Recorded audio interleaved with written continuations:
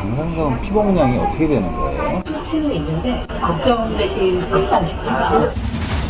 기본 검진만 할 경우 피폭량은 1mSv 이하. 그렇다면 흉부나 복부, 골반 CT 등이 포함된 고가의 건강검진은 얼마나 될까? 결과는 충격적이었습니다. 건강검진 한 번으로 방사선에 노출되는 양은 기본 검진의 32배에 달할 만큼 높은 수준이었는데요. 건강을 지키려고 받았던 건강검진이 오히려 건강을 위협할 수도 있다는 것입니다.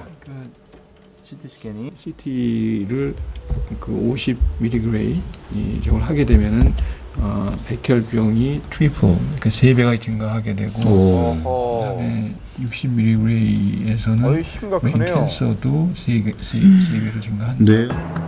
예를 들어 폐암의 경우는 조기 발견해도 치료는 어렵다는데요. 때문에 이 방사선 검사인 PET-CT 촬영은 불필요하다는 것입니다. 참 의사들이 안전한 방향으로 합니다. 왜냐면 나를 보호하기 위해서.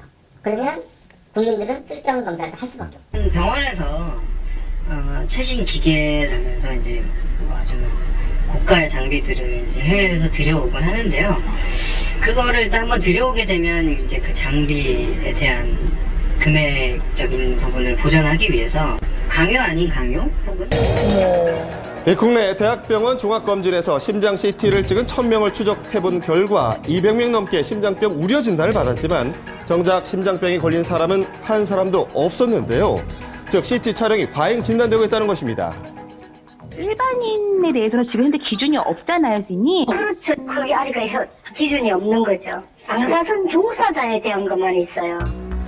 일반인에 대한 방사선 피폭 안전 기준은 전무한 상황 때문에 직접 병원을 돌며 이 방사선 양을 측정하고 있다는 한 일반인을 만나볼 수 있었습니다. 직접 들고 다니시는군요. 수많은 다른 형태로서 방사능의 피폭 증상이 나타날 수 있다고 봅니다. CT를 찍어야 될지 찍지 말아야 될지에 대한 판단도 할 수 있다고 생각합니다. 병원에 가더라도 여기에 머물러 있어야 될지 피해야 될지를 판단할 수가 있는 거죠.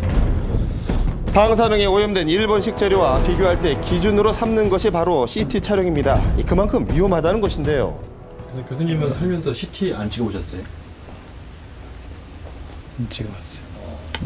담배 피우는 것, 뭐 식사, 뭐 운동 이런 걸 고치면은 사실은 그 컨디션이 훨씬 더 달라지고 그게 저거 되거든요. 그러니까 내가 검사를 해봐서 문제가 되는 게 아니라 그 어떤 원인이 있는 것인지를 파악하고 그걸 고치려고 그걸 고치는 상에 뭐 필요한 경우라고 한다면 찍을 수도 있긴 하겠지만 그거는 뭐 마음의 안정을 위해서 찍는 거는 이상한 아주 잘못된 방법입니다. 건강검진을 했다가 건강을 위협당하는 일은 앞으로 없어야겠죠. 하루빨리 당국의 기준 마련과 규제가 이루어졌으면 합니다. 관심도 좀 챙겨야겠고요.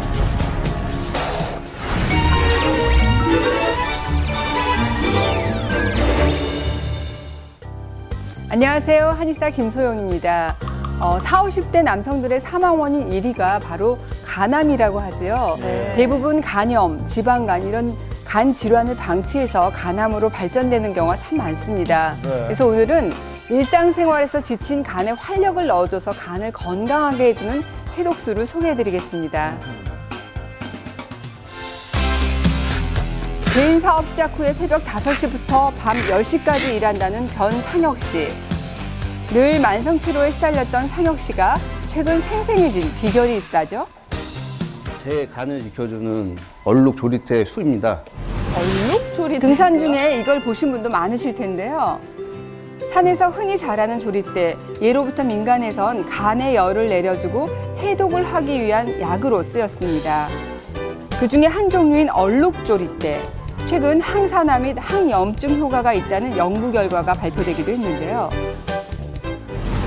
과로와 술에 지쳐있던 변상혁 씨의 간 건강을 지켜준 얼룩 조리대수.